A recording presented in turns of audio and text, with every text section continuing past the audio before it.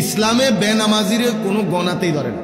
এটা কোনো মানুষও না, পায়জামাও না, এটা কোনো প্লাস্টিকও না, এটা কোনো জাতও না, অজাতও না, এটা কিচ্ছুই, পাগলও না, ছাগলও না, এটা বাদ, এটা একেবারে বাদ গেছে। বেনামাজি তার কোনো তুলনা নাই।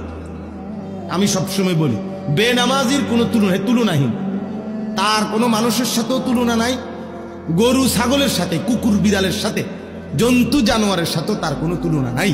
কারণ তারে যদি মানুষের সাথে তুলনা দে হবে না, কারণ মানুষকে আল্লাহ বানাইছে ইবাদতের জন্য। তো সে যেহেতু ইবাদত করে না, তো সে মানুষ না। তারে জানোয়ারের সাথেও তুলনা দেওয়া যাবে না, কারণ জানোয়ার প্রতিবাদ করে বলবে আল্লাহ আমার সাথে তারে তুলনা দিল কেন, আমারে তো আপনি সেজদা দিতে বলেন নাই, এই জন্য আমি কুকুর সেজদা দেই নাই, কিন্তু ওরে তো আপনি সেজদা দিতে বলছেন, তবুও সে দিচ্ছে না, তো আমার লগে তার বললো কেমনে? কথা বলেন নাই? কুত্তারে তো সেজদা দিতে কয় নাই, গরুরে তো বলে নাই। তাইলে বেনামাজি মানুষের লগেও তার তুলনা হয় না, ছাগলের লগেও তার তুলনা হয় না, কুকুর বিড়ালের সাথেও তার তুলনা হয় না, তার কোনো তুলনা নাই, হে তুলনাহীন। হে কি বলে হেরে হেরে জিঙ্গান, তুই কি তা তুই কর, আমি কি লেগে করতাম? আমি টোয়া পাই না, তোমার কি করতাম? তোমার কি প্লাস্টিক করলে ভালো হয়, না পলিথিন করলে ভালো হয়, না হাফ প্যান্ট, না ফুল প্যান্ট? আমি এটা পাই না, না পাইলে আমি করতে পারবো। আপনি কি আমার জোর করে কয়েবেন? আমি তো জানি না। এই জন্য বেনামাজির কোনো পরিচয়ই নাই। তো নামাজ পড়ে কিন্তু অলস ভাবে, খামখেয়ালি করে, আল্লাহ বলছে এটা মুনাফিক, এটা মুনাফিক।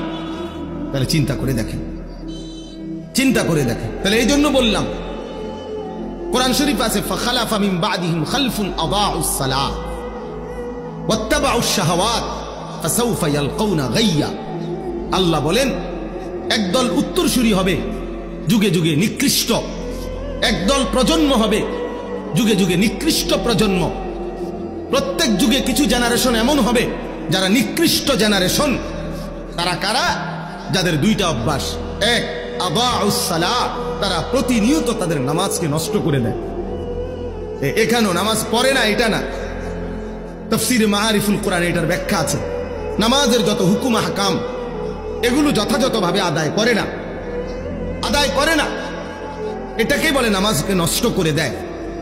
ওয়াত্তাবাউশ শাহাওয়াত, এবং নিজের মনের ইচ্ছা মতো, চাহিদা মতো চলে, নিজের মনে যা চায়, শাহওয়াত, মনের কামনা বাসনা, মনের ইচ্ছা আকাঙ্ক্ষাকেই শুধু অনুসরণ করে।